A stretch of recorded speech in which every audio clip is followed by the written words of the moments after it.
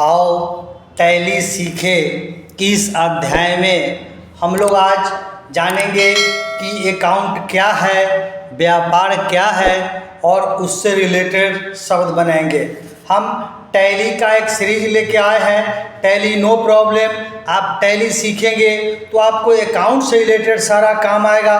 इसी के सेशन में, इससे पीछे वाले सेशन में हमने बताया था कि आपका टैली क्या है, टैली का वर्जन क्या है, कितने प्रकार का टैली का वर्जन होता है, ये सब आप पीछे से पढ़े होंगे। तो आज के इस सेशन में हम लोग सबसे पहले पढ़ेंगे कि अकाउंट क्या है। हम लोग पहले भी जानते हैं कि अकाउंट बोलते किसको है। सबसे पहले हम लोग जानें कि अकाउंट के बारे में क्या धारणा है। हम आपको वीडियो इस टाइप का बनाते हैं कि आप टैली का कोई वर्जन यूज करें, चाहे तो आप टैली 9 पढ़ें, टैली प्राइम पढ़ें, टैली ERP पढ़ें, सबका थ्योरी एक ही होता है। थोड़ा बहुत लैब का अंतर होता है, थोड़ा सा वर्जन्स का अंतर होते हैं। इसको हम आपको समय समय पर बताते चलेंगे। अगर आपको टैली ERP पढ़ना है या टैली प्राइम पढ़ना है, कुछ भी पढ़ना है, उसके लिए थ्योरी यही है। तो हम आशा करते हैं कि हमारा जो भी अकाउंट का सेशन है, अगर आप टैली में मास्टर बनना चाहते हैं, अच्छा बनना चाहते हैं, तो हमारा जो टैली का सीरीज है शुरू से लेके लास्ट तक बारी बारी से प्ले लिस्ट के माध्यम से, आप अगर ऐसे नहीं सीख पाते हैं तो हमारे चैनल का प्ले लिस्ट है, उसमें जाके सेशन वाइज सेशन 01, 02 हम रैंक वाइज बनाते हैं या बनाने का कोशिश करेंगे। उसके हिसाब से आप देखते चलेंगे तो आपका टैली का नॉलेज हो जाएगा, कोई भी चीज़ आपका छूटेगा नहीं। तो आज के इस सीरीज को बढ़ाते हुए दूसरे दिन के अध्याय में हम लोग सबसे पहले जाएंगे अकाउंट क्या होता है। हम लोग जनरली शब्द बोलते हैं अकाउंट क्या होता है, माने लेन देन। अकाउंट का मतलब जनरली होता है लेन देन, कितना गया, कितना आया, कहाँ गया, कैसे आया, इसका जो लेखा जोखा लोग रखता है उसको हम लोग एक तरह से अकाउंटिंग बोल सकते हैं। हमने यहाँ पे लिखा है व्हाट इज अकाउंटिंग। हम आपको इंग्लिश और हिंदी दोनों में डिफिनेशन लिखे हैं, आपको मन है तो आप इसको राइट डाउन करके समझ सकते हैं। तो डिफिनेशन लिखे हैं अकाउंटिंग का। The definition of accounting is to provide quantitative information preliminarily financial in nature about economic entities that is intended to be useful in making economic decisions। ये आपका इंग्लिश का डिफिनेशन हो गया। दूसरे रूप से आप अगर हिंदी में समझना चाहते हैं तो हम लिखे हैं लेखांकन एक व्यवसाय से संबंधित वित्तीय लेन देन का रिकॉर्ड करने की प्रक्रिया है। लेखांकन प्रक्रिया में इन लेन देनों का सारांश विश्लेषण और निरीक्षण, एजेंसियां, नियामकों और कर संग्रह संस्थाओं को रिपोर्ट करना शामिल है। लेखांकन में उपयोग किए जाने वाले वित्तीय विवरण एवं लेखा अवधि में वित्तीय लेन देन का संक्षिप्त सारांश है, जो कंपनी का संचालन, वित्तीय स्थिति और नकदी प्रवाह को सारांशित करते हैं। ये आपका अकाउंट हुआ। कहने का मतलब है कि ये अकाउंट जो है ये लेन देन का हिसाब रखता है।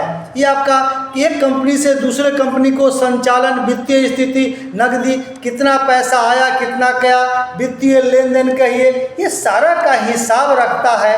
इसको हम लोग अकाउंट बोलते हैं। तो हम पहले भी बताएं, पहले के ज़माने में शुरू से होते आया है। पहले हम लोग मुनीम जी कहा करते थे, अकाउंटेंट कहा करते हैं, जो लोग इसका लेखा जोखा हिसाब रखता है। ये आपका अकाउंट से रिलेटेड वर्क है, मतलब अकाउंटिंग हम लोग इसको बोलते हैं। दूसरा हम डिफिनेशन यहाँ पे एक लिखे हैं, व्यापार क्या है। आप यहाँ से लिख सकते हैं व्हाट इज ट्रेड। ट्रेड मतलब व्यापार होता है। तो व्यापार मतलब हम लोग पूछते हैं लेन देन, एक दूसरे से लेन देन। आप हमको सामान दिए, वो उसको सामान दिया, हम उससे खरीदे, वो हमसे खरीदे, एक तरह से ये व्यापार कहलाता है।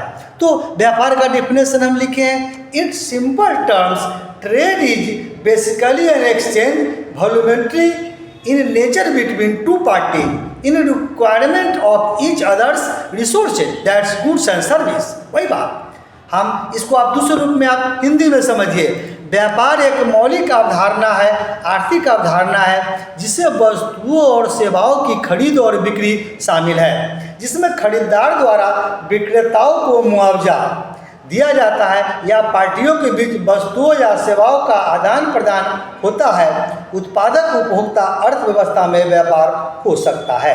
तो वही बात हो गई जो हम आपको बताएं। व्यापार का मतलब होता है खरीद और बिक्री, सेल्स और परचेज।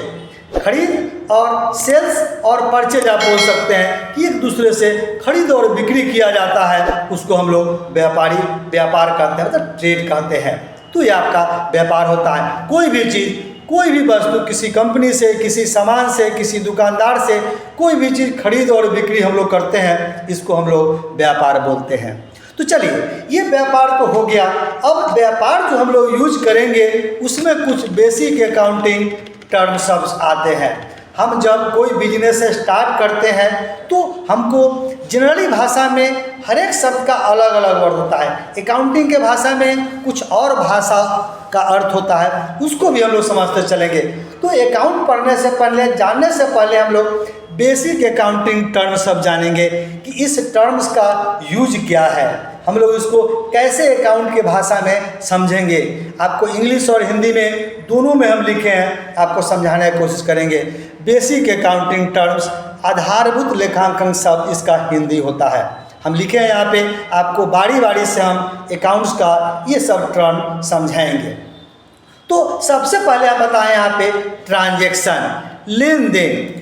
लेन देन को इंग्लिश में ट्रांजैक्शन कह सकते हैं। आप इसको ऐसे भी कह सकते हैं कि दो पक्षों में होने वाले लेन देन एक दूसरे को जो देता है, जनरली भाषा में आप समझिए, हम आपको दिए, आप हमको दिए, इसको हम लोग ट्रांजैक्शन बोलते हैं। आप कंप्यूटर के भाषा में समझिए, दो पक्षों में होने वाले वस्तुओं और सेवाओं का क्रय विक्रय, सेल्स और परचेज या आदान प्रदान को लेन देन कहते हैं। दूसरे शब्दों में किसी वस्तु व सेवा को क्रय विक्रय एवं परस्पर अदल बदल को लेन देन को ट्रांजैक्शन कह सकते हैं। ये हम लोग ट्रांजैक्शन कहते हैं। अब हम यहाँ पे लिखे हैं लेन देन दो प्रकार के होते हैं। ट्रांजैक्शन आपका दो प्रकार का होता है, एक कैश ट्रांजैक्शन और एक क्रेडिट ट्रांजैक्शन, नगद लेन देन और उधार लेन देन। तो नगद लेन देन का मतलब है, आप समझ सकते हैं, नगद मतलब देना, कैश हो गया। आप कोई भी चीज़ किसी को दिए और तुरंत ही उसके बदले में पेमेंट दे दिए, पैसा दिए। हम लोग अकाउंट के भाषा में पैसा को रोकड़ ही बोलते हैं। हम यहाँ लिखे हैं, जब लेन देन के लिए तुरंत ही रोकड़ ले या दे दिया जाता है, उसे नगद लेन देन कहते हैं, कैश ट्रांजैक्शन। आप ऐसे भी समझ सकते हैं, जनरल भाषा में समझिए कि हम लोग ऐसे भी समझते रहते हैं कि कैश ट्रांजैक्शन, जनरली कहीं भी कोई भाषा में आप बोलते हैं कि कैश ट्रांजैक्शन या क्रेडिट ट्रांजैक्शन। तो क्रेडिट ट्रांजैक्शन का मतलब उधार हो गया। तो उधार वाली बात हो गई। जब किसी लेन देन का भुगतान भविष्य में किया जाए उसे उधार कहा जाता है। आप हमसे कोई सामान लिए और बोले कि बाद में हम पेमेंट दे देंगे, पैसा दे देंगे, तो आपका उधार हो गया। तो ट्रांजैक्शन दो प्रकार के होता है, कैश और क्रेडिट। तो कैश का मतलब नगद हो गया और उधार का मतलब क्रेडिट हो गया। तो इस तरह से आपका ट्रांजैक्शन दो प्रकार का होता है। इसके अलावा हमारा नेक्स्ट सेंटेंस है बिजनेस। ये बिजनेस क्या होता है? तो बिजनेस को जनरली भाषा में हम लोग कहते हैं व्यावसायिक लेन देन। किसी वस्तु के क्रय विक्रय, विनिमय या लेन देन को सौदा या व्यवहार कहा जाता है। सौदा या नगद, उधार भी हो सकता है। जैसे किसी को 500 रुपया बेचे तो इसको हम लोग व्यावसायिक लेन देन कहते हैं। तो इस तरह से हमारा बिजनेस ट्रांजैक्शन या कहते हैं, बिजनेस के पर्पस में किसी को देते और लेते हैं तो हम लोग इसको व्यावसायिक ट्रांजैक्शन कहते हैं। तीसरा टर्म हमने अपना बिजनेस मतलब व्यापार। व्यापार क्या होता है? तो व्यापार मतलब बिजनेस हो गया। जो कोई भी काम लाभ के लिए किया जाए उसे व्यापार कहा जाता है। यहाँ यह समझ लेना आवश्यक है कि शुरू में काम करते समय लाभ की इच्छा होती है, उसे फल, रिजल्ट या लाभ हानि कुछ भी हो सकता है, हम लोग इसको व्यापार कहते हैं, मतलब बिजनेस करते हैं। जनरली भाषा में हम बोलते हैं कि कोई भी काम करते हैं तो लोग बोलते हैं कि बिजनेस करते हैं, मतलब व्यापार करते हैं, तो हम लोग इसको बिजनेस के सेंस में जानते हैं। दूसरा कैपिटल होता है। कैपिटल मतलब पूंजी। इसको हम लोग पूंजी बोलते हैं कि उस धनराशि को कहा जाता है पूंजी जिस व्यवसाय में स्वामी व्यापार में माल लगाता है, उसे हम लोग कैपिटल या पूंजी बोलते हैं। अब जनरली भाषा में हम लोग कोई भी ऐसे भी यूज करते हैं कि अगर किसी को कोई धंधा चालू करना है तो हम लोग बोलते हैं पूंजी नहीं है, तो उस भाषा में, कंप्यूटराइज भाषा में, हम लोग उसको कैपिटल बोलते हैं। पाँचवा है ड्राइंग, आहरण। जब भी कोई धंधा चालू करता है और उसमें अपने निजी प्रयोग के लिए कोई माल या पैसा लेता है, उसे आहरण कहा जाता है या ड्राइंग अकाउंट कहते हैं। हम लिखे हैं व्यापार या स्वामी अपने निजी प्रयोग के लिए रोकर माल से निकालता है, उसे आहरण कहा जाता है, या आप इंग्लिश में ड्राइंग अकाउंट करिए। इसके बाद है एसेट, संपत्ति।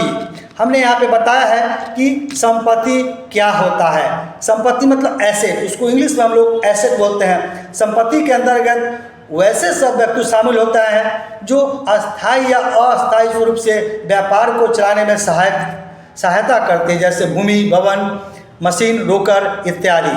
तो संपत्ति हम लोग जिस रूप में हो उसको हम लोग संपत्ति या एसेट कहते हैं।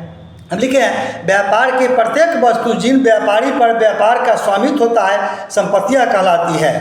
संपत्ति व्यवसाय की मूल्यवान साधन होती है, इसे मौद्रिक लागत देकर खरीदी जाती है। संपत्ति कई प्रकार के होते हैं, आप यहाँ से समझिए संपत्ति कई प्रकार का या कितने प्रकार के होते हैं। तो सबसे पहला है फिक्स एसेट, अस्थायी संपत्तियाँ।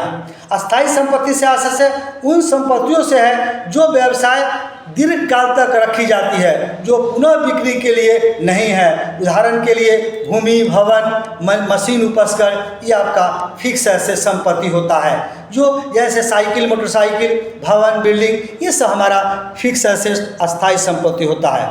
इसके अलावा आता है करेंट एसेट, चल संपत्ति। चल संपत्ति से मतलब है चालू संपत्ति से आशय है उन संपत्तियों से है जो पुनः विक्रय के लिए अल्प अवधि के में रोकर में परिवर्तित करने के लिए रखी जाती है। इन्हें चालू संपत्तियां, फ्लोटिंग एसेट्स, परिवर्तन संपत्तियां, फ्लोटिंग एसेट या वित्तीय चक्रवृत्तियां, सर्कुलेटिंग एसेट्स भी कहा जाता है। इसके अलावा है मूर्त संपत्ति, टेंजिबल एसेट। मूर्त संपत्ति वे संपत्ति है जिन्हें देखा या छुआ जा सकता हो, अर्थात जिनका भौतिक अस्तित्व, फिजिकल एक्सिस्टेंस हो। भूमि, भवन, मशीन, संयंत्र, उपकरण, स्टॉक, रोकर आदि, ये सब आपका मूर्त संपत्ति आप कह सकते हैं, मतलब मरा हुआ बुझिए। फिर आ गया अमूर्त संपत्ति, इंटेंजिबल एसेट्स। अमूर्त संपत्तियाँ वे संपत्तियाँ हैं जिनका भौतिक अस्तित्व नहीं होता है, इन्हें मौद्रिक मूल्य होता है, जैसे ख्याति, पेटेंट्स, कॉपीराइट, ट्रेडमार्क इत्यादि। ये सब आपका ट्रेडमार्क, किसी भी कंपनी का ट्रेडमार्क होता है, कॉपीराइट आपको किसी को दिए, इस टाइप का आपका अमूर्त संपत्ति होता है, आप इसको इंटेंजिबल एसेट कह सकते हैं। इसके अलावा आपका आता है ये वास्टिंग एसेट, क्षयशील संपत्तियाँ। क्षयशील संपत्तियाँ वे संपत्तियाँ हैं जो प्रयोग या उपयोग के कारण घट या नष्ट हो जाती है, जैसे खाने, मांस, तेल के कुएं आदि, इस टाइप का क्षयशील हो गया, इसको हम लोग क्षयशील संपत्ति कहते हैं। और लिक्विड एसेट, तरल संपत्ति, वे संपत्तियाँ जो चालू संपत्तियाँ हैं जो नगद रोकर, नगद कैश के रूप में या उन्हें शीघ्र ही नगद में परिवर्तन किया जा सकता है, जैसे रोकर, बैंक में रोकर मतलब बैंक में कैश, रोकर को हम लोग कैश बोलते हैं, पहले ही बताए हैं। उदाहरण में ये पर्याप्त बिल, अल्पकालीन निर्देश, इस टाइप का कोई है, इसको हम लोग इस संपत्ति को बोलते हैं। फिर बारी आती है दायित्व, लाइबिलिटीज बोलते हैं, ऐसे बोलते हैं लाइबिलिटीज, किसी भी चीज़ का लोग बोलता है लाइबिलिटीज। वह धन जो व्यापारी को दूसरे को देना है दायित्व कहा जाता है, जैसे देनदार बिल, ओवरड्राफ्ट आदि, तो ये आपका लायबिलिटीज होता है। इसके अलावा हम बताए हैं दायित्व और एसेट में क्या अंतर है, तो अंतर का आधार लिखे, संपत्ति लिखे और दायित्व लिखे। तो अंतर का आधार मतलब स्वामित्व, तो स्वामित्व किसकी संपत्ति का होता है, संपत्ति की वस्तुओं का व्यापार का स्वामित्व होता है। और दायित्व का मतलब हो गया, दायित्व व्यापार या स्वामित्व न होकर देनदारियाँ होती है, इसको देने होते हैं। फिर नीचे आइए शेष की प्रकृति, तो शेष की प्रकृति करने के लिए आपको इसके अंतर्गत खातों को डेबिट डीआर आते हैं, शेष आते हैं, और इसके अंतर्गत क्रेडिट खातों को सीआर शेष में आते हैं। फिर चिट्ठे का पक्ष मतलब बैलेंस शीट कहिए, संपत्ति को चिट्ठे दाएं पक्ष की ओर दिखाते हैं और दायित्व को बाएं पक्ष की ओर दिखाते हैं। हम बाद में भी इसका डिटेल करेंगे, अभी नॉर्मल हम आपको बताए हैं। इसके बाद बारी आती है गुड्स मतलब माल। हमने लिखा है गुड्स के बारे में, जिन वस्तुओं का कोई व्यापारी करता है वह उसका माल कहलाता है। जैसे यदि कोई व्यापारी गेहूं का व्यापार करता है तो गेहूं उसका माल कहलाएगा। यदि फर्नीचर का व्यापार करता है तो फर्नीचर उसका माल कहलाएगा। यदि कोई वस्तु का निर्माण या क्रय विक्रय करने के से उद्देश्य होता है तो वह उस वस्तु माल कही जाती है, गुड्स कहे जाते हैं। कोई भी सेंस जो आपके पास सामान है जो बेचने के लिए रखा हुआ है किसी रूप से, हम लोग उसको माल बोलते हैं, गुड्स। ये हम टर्मिनोलॉजी से बता रहे हैं, बेसिक टर्म्स बताए हैं, आपको टैली सीखने में इसकी ज़रूरत पड़ती है, इसको यूज किया जाता है। फिर अब बारी आती है डिस्काउंट की। डिस्काउंट मतलब जनरली हम लोग बोलते हैं छूट। आप डिस्काउंट कह सकते हैं, छूट कह सकते हैं। तो क्या होता है डिस्काउंट, हमने थोड़ा सा लिखा है। कभी कभी व्यापारी अपने ग्राहकों से वस्तु या पूरा मूल्य न लेकर कुछ मूल्य छोड़ देते हैं, अर्थात माल के मूल्य में रियायती कंसेशन देते हैं। अतः जितना क्रय लेते हैं उसे कटौती कहा जाता है। यदि हम 1000 रुपया का सामान विक्रय किया जाए, यदि ग्राहक को से 900 रुपया ही भुगतान लेते हैं तो 100 रुपया उसे कटौती कहे जाएंगे। तो डिस्काउंट का मतलब हम लोग जनरली भाषा में सब लोग जानते हैं छूट। अगर कोई सामान खरीदते हैं तो हम लोग बोलते हैं कि 10% डिस्काउंट हुआ, 20% डिस्काउंट हुआ, 25% डिस्काउंट हुआ, तो डिस्काउंट होता है। कोई भी सामान खरीद सकते हैं, उस पर हम लोग को डिस्काउंट जो मिलता है छूट, उसे हम लोग डिस्काउंट बोलते हैं। डिस्काउंट भी कई तरह का होता है, ट्रेड डिस्काउंट, स्पेशल डिस्काउंट और कैश डिस्काउंट। तो ट्रेड डिस्काउंट व्यापारी कटौती होता है। ट्रेड हम पहले बताएं, ट्रेड का मतलब व्यापारी होता है। यह कटौती मूल्य की सूची में लिखी जाती है और उन ग्राहकों को दी जाती है जो एक ही वस्तु से में व्यवसाय करते हैं। इन कटौतियों का उद्देश्य केवल इतना ही होता है कि ग्राहक बढ़ जाए। जिस व्यापार में व्यापारिक छूट होती है, लेखा व्यापारिक छूट घटने के बाद किया जाता है, उसे हम लोग ट्रेड डिस्काउंट कहते हैं। स्पेशल डिस्काउंट मतलब विशेष छूट कुछ व्यापारियों द्वारा केवल उन्हीं ग्राहकों को दी जाती है जो परमानेंट ग्राहक बन जाते हैं। या हम लोग कहते हैं स्पेशल डिस्काउंट, किसी विशेष रूप से ग्राहक को हम लोग देते हैं। आप ऐसे भी कह सकते हैं, या दूसरे भाषा में हम कहें कि इसका उद्देश्य ग्राहक को अस्थायी ग्राहक बनाने का होता है। इस तरह की कटौती ने व्यापार का काफ़ी लाभ पहुँचाया है, उदाया सभी व्यक्ति को नहीं दी जाती है। और लास्ट में आप कहेंगे कैश डिस्काउंट, नगद कटौती। यह कटौती डिस्काउंट उन व्यापारी को दी जाती है जो एक निश्चित तय से पहले मूल्य का भुगतान करते हैं।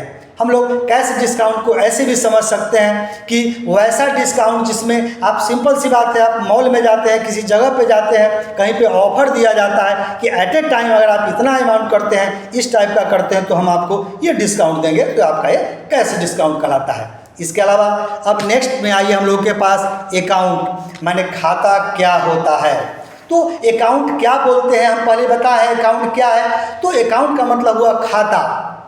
हम लिखे हैं जब किसी, अकाउंट का मतलब खाता हम यहाँ पे लिखे हैं कि जब किसी वस्तु, सेवा या व्यक्ति विशेष से संबंधित सौदे एक स्थान पर छांट कर रख लिए जाते हैं तो वह उस वस्तु विशेष का खाता कहलाता है। जैसे किसी व्यक्ति से संबंधित सारे व्यवहारों को एक स्थान पर लेखा करना उसका खाता कहलाता है। उसी तरह से जब संपत्ति संबंधित सारे व्यवहार को एक जगह लिखा जाता है तो संपत्ति कहा जाता है, इत्यादि। प्रत्येक खातों के दो पक्ष होते हैं, एक बायां और दूसरा दायां। बाएं पक्ष को डेबिट और दाएं पक्ष को क्रेडिट कहा जाता है। खाते दो प्रकार के होते हैं। तो ये हमने लिखा है अकाउंट मतलब खाता। तो कितने प्रकार के खाता होते हैं? पर्सनल अकाउंट होता है और इम्पर्सनल अकाउंट। पर्सनल अकाउंट व्यक्तिगत खाता, जैसे व्यक्तिगत या व्यक्तिगत खाते का आशय उन खातों से है जो किसी व्यक्ति विशेष, फर्म, संस्था, कंपनी, निगम आदि से संबंधित होते हैं, व्यवहारों के लिए खोला जाता है। जैसे शरद का खाता, सुंदरलाल, राम का खाता, इस तरह से हम लोग पर्सनल खाता बोलते हैं। फिर आ गए इम्पर्सनल अकाउंट। ये खाते किसी व्यक्ति, फर्म, संस्था, कंपनी या निगम के नाम पर नहीं अपितु व्यवसाय से संबंधित होते हैं। ये इम्पर्सनल अकाउंट अव्यक्तिगत खाते कहलाते हैं। ये अव्यक्तिगत खाता दो प्रकार का होता है, वास्तविक और अवास्तविक। तो रियल खाता कहिए इसको। तो वास्तविक खाता संपत्ति या अधिकारों से संबंधित खातों को वास्तविक खाता कहलाता है। जैसे भवन का खाता, रोकड़ खाता, फर्नीचर खाता, प्लांट, इस तरह का खाता आपका रियल अकाउंट कहता है। और नॉमिनल अकाउंट लास्ट में है। अवास्तविक खाता लाभ हानि आय व्यय से संबंधित रखने वाले सभी खातों को अवास्तविक खाता कहा जाता है। जैसे वेतन का खाता, कटौती का खाता, किराया, व्यवसाय, इस तरह का हम लोग नॉमिनल अकाउंट बोलते हैं। तो इस तरह से हम आपको टैली के अंदर में कुछ बेसिक अकाउंट टर्म्स का आपके बारे में हम आपको बताए हैं। तो इस तरह से आप चाहें तो इसको शुरू से लेकर के आप इसको लिख सकते हैं। आप लिख करके यहाँ से हम थोड़ा थोड़ा देर के लिए समय छोड़ते हैं कि सबसे पहले आप इसको यहाँ से लिखिए व्हाट इज अकाउंटिंग। जब आप इसको लिख लेंगे तो थोड़ा सा आप यहाँ से बढ़े व्हाट इज ट्रेड। यहाँ से हम आपको बताए हैं कि ट्रेड क्या है, तो आप इसको राइट डाउन करके लिखें, आपको समझ में आएगा। इसके अलावा हम लोग आगे बढ़ते हैं। आपको यहाँ पे बेसिक अकाउंटिंग टर्म्स आपको हम बताए हैं। तो इस सारे शब्द को आपको लिखने पड़ेंगे, समझना पड़ेगा कि ये आपका क्या है। थोड़ा थोड़ा रोक करके आप इसको अपने कंप्यूटर पे अपने कॉपी पे राइट डाउन करिए, लिखिए, फिर इसको समझिए। तो इसके बाद हम लोग नेक्स्ट सेशन में आगे फिर अगले वीडियो में इससे रिलेटेड और कुछ बताएंगे। अभी और कुछ टर्म ऐसा है जो हम लोग का बच गया है। तो आज के सेशन में हम लोग पढ़े कि अकाउंटिंग क्या होता है, लाभ किसको बोलते हैं, व्यापार किसको बोलते हैं, और कितने प्रकार का अकाउंट होते हैं, इसमें हम लोग कौन कौन सा बेसिक टर्म यूज करते हैं। तो आशा करते हैं कि हमारा वीडियो आपको पसंद आएगा। हमारा वीडियो आपको पसंद आता है तो हमारे वीडियो को आप लाइक कीजिए, हमारे चैनल को आप सब्सक्राइब कीजिए, ताकि जो ही वीडियो हम बनाएं समय समय से उसका नोटिफिकेशन आपको उसका मिलते रहेगा।